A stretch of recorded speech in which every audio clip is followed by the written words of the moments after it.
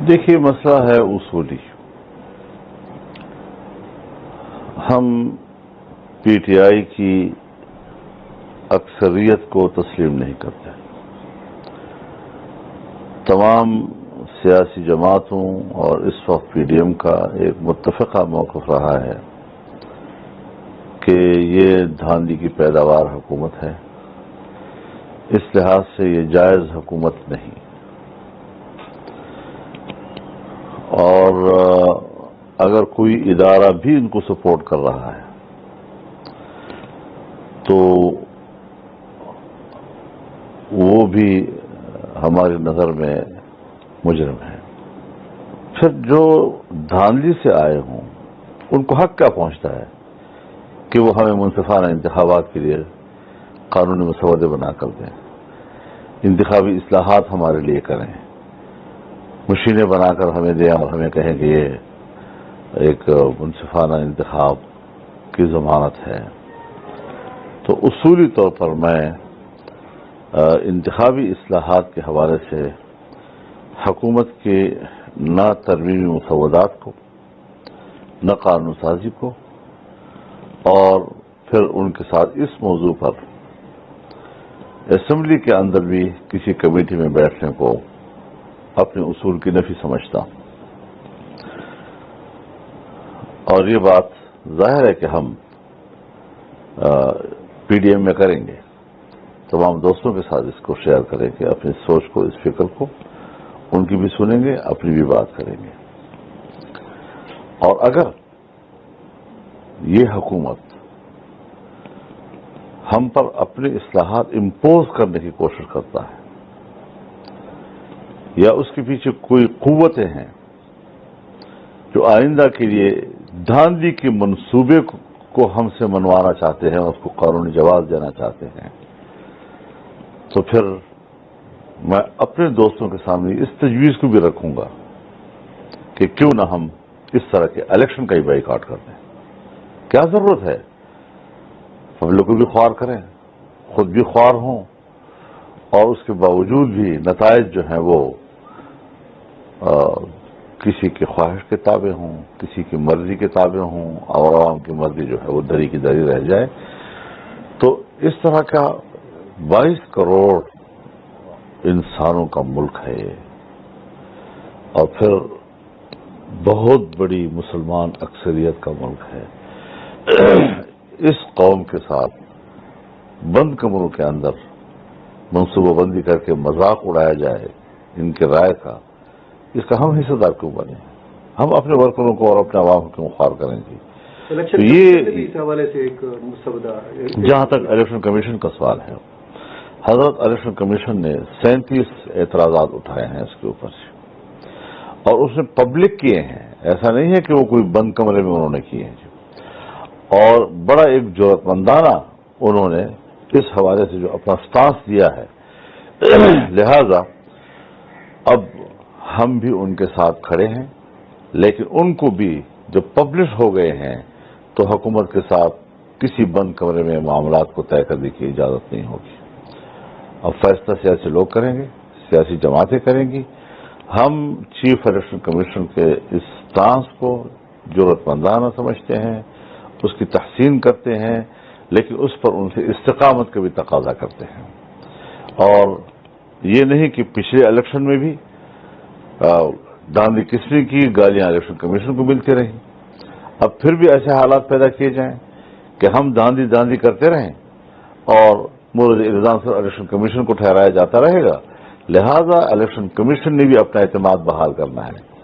پچھلے الیکشن میں جو الیکشن کمیشن کی بے بسی نظر آئی، اور اس سے پہلے بھی بے بس نظر آتی رہی ہے، اور اب بھی کوئی زیادہ خود مختار الیکشن کمیشن پاکستان میں نہیں ہے کہ وہ اپنے تمام نتائج اور انتخابی نظام اپنے کنٹرول میں رکھ سکے.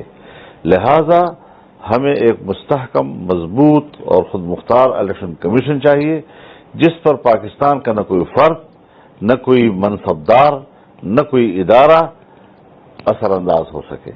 اس میں ہم ان کے ساتھ ہیں، لیکن ہر ایسی چیز کہ جو آئندہ ایک بار پھر ہمیں دھاندلیوں کی طرف اور ایک ناجائز حکومت سازیوں کی طرف دھکیلنے کی کوشش کرے گا، تو ہمیں اس کا مزاحمت کرنی چاہیے، یہاں تک کہ میں یہ پھر تجویز کروں گا، اپنے دوستوں کے سامنے رکھوں گا، الگ طرف فیصلہ نہیں کریں گے ہم کہ پھر ایسے الیکشن کا ہی بائیکاٹ کیا جائے۔ کیا ضرورت ہے کہ ہم اس قسم کی ایک ریاضت اور ایک مشق اور ایک ایکسرسائز اس سے گزریں اور اس سے کوئی فائدہ قوم کو نہ ہو۔ میرے خیال میں صرف چیئرمین کی بات نہیں ہے، یہ موضوع بحث کو تبدیل کرنے کی کوشش کر رہے ہیں۔ چیئرمین نے ایک فرد ہے، بات تو ادارے کی ہے، ادارہ اسٹیبلشمنٹ کے کنٹرول میں ہے، وہ جس کو چاہے اس کے خلاف کیس بنواؤ، اس کے خلاف تلاش کرو اور ان کے اثاثے تلاش کرو، ان کے دوست تلاش کرو، ان کے فرنٹ مین تلاش کرو، اور صرف ایک ہی پارٹی ہے پی ٹی آئی اور اس کا لیڈر عمران خان جس کو یہ حق حاصل ہے کہ وہ جس کو چاہے چور کہتے ہیں اور پھر وہ چور ہو جائے، سارا ملک کھا لیں، بیڑا غرق کر کے رکھ دیں جی، عام آدمی کے پیٹ سے نوالے چھین لیں، لوگوں کو فاقوں کے ہاتھوں خودکشی سے مجبور کر لیں، گرانی، مہنگائی، ٹیکسز، کیا کیا بلائیں، نہ باہر کا کوئی پاکستان پر اعتماد کرنے کو تیار ہے، تفصیلات بند ہو گئی ہیں، ٹیکس دینے کو کوئی عوام آدمی تیار نہیں ہے، اسٹیٹ پر اعتماد ختم ہو گیا ہے، اس کے باوجود ان کی زبان پہ کوئی آئے کہ یہ فلانا چور ہے تو وہی چور کہلاتا ہے، اسی کو اچھالا جاتا ہے۔ اور اب تو ان کے اپنے جو کارکن ہیں جنہوں نے ان کے لیے دنیا کو چور کہا ہے، اب تو ان کو سوشل میڈیا پہ آپ روزانہ دیکھ رہے ہوں گے، ان کو چور چور کہہ رہے ہیں، اپنے اوپر لعنتیں بھیج رہے ہیں کہ ہم نے کیا لعنت کی تھی۔ ابھی میرے سامنے سے اسی میرے گھر میں ایک گزرا ہے میرے سامنے سے پی ٹی آئی کا جیالہ، وہ بیچارہ پریشان کہ ہم نے کیا کیا، ہم نے تو اس نیت سے کیا تھا، ہم نے تو اس نیت سے کیا تھا۔ تو یہ چیزیں حضرت جو عام آدمی کو آپ ایک چکمہ دیتے ہیں، ایک ان کے سامنے خوبصورت باغ کا ایک تصویر پیش کرتے ہیں، پیچھے حقیقت کچھ نہیں ہوا کرتی، تو تصورات کی دنیا میں اس قوم کو کب تک زندہ رکھا جائے گا؟ یقیناً یہ ایک چیلنجز ہے۔ اگر ہم بھی اقتدار میں آئیں گے تو اس حکومت کے گزرنے کے بعد اس ملک کو اٹھائیں گے کیسے، یہ ہے فکر مندی والی بات۔ اب لہذا اس ملک کا بیڑا غرق کیا ہے انہوں نے، اور نیب بیچارہ جو ہے وہ تو ہے ہی کٹ پتلی ادارہ، اس کا تو خاتمہ ہونا چاہیے۔ چاہے کہ ہم چیئرمین کے مسئلے پر بات کرتے رہے، یہیں پہ کہاں گل جا دیا انہوں نے جی، یہاں پر ہمیں بات کرنی چاہیے، یہ ادارہ نہیں ہونا چاہیے۔ دیکھیے افغانستان کی صورتحال یقیناً قابل توجہ ہے اور عالمی برادری کے لیے قابل توجہ ہے۔ وہ قوم جو 40 سال سے حالت جنگ میں ہے، 40 سال سے جی، روس کے خلاف، پھر ان کے آپس کی لڑائیاں، پھر ایک طالبان کا دور، پھر 20 سال امریکہ سے لڑائیاں، ناٹو سے لڑائیاں، پورا افغانستان جو ہے اس وقت کھنڈر ہے، کھنڈر، اور ایک کھنڈر ملک اس وقت طالبان کو ملا ہے۔ اب یہ تو نہیں کہ فتح یابی کے اگلی ہی دن افغانستان جو ہے وہ سرسبز و شاداب بن جائے اور ہر گھر میں جو ہے وہ گھی اور شہد کی نہریں بہنے لگ جائیں۔ اب اس ملک کو بنانا ہے۔ عالمی برادری نے اس ملک کو تباہ کیا ہے، ناٹو نے اس ملک کو تباہ کیا ہے، امریکہ نے اس ملک کو تباہ کیا ہے۔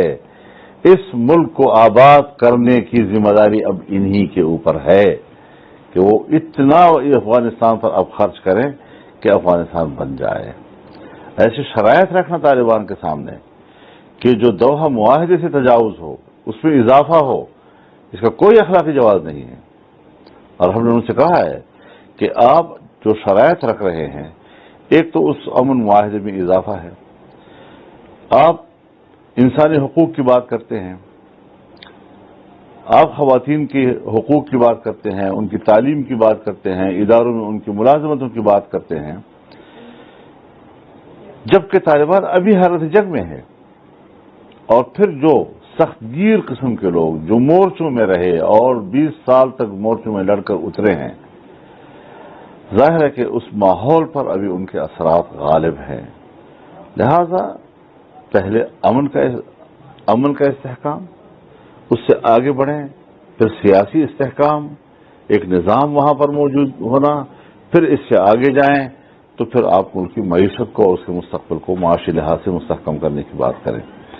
انہوں نے خود کہا ہے کہ ہماری حکومت عبوری ہے.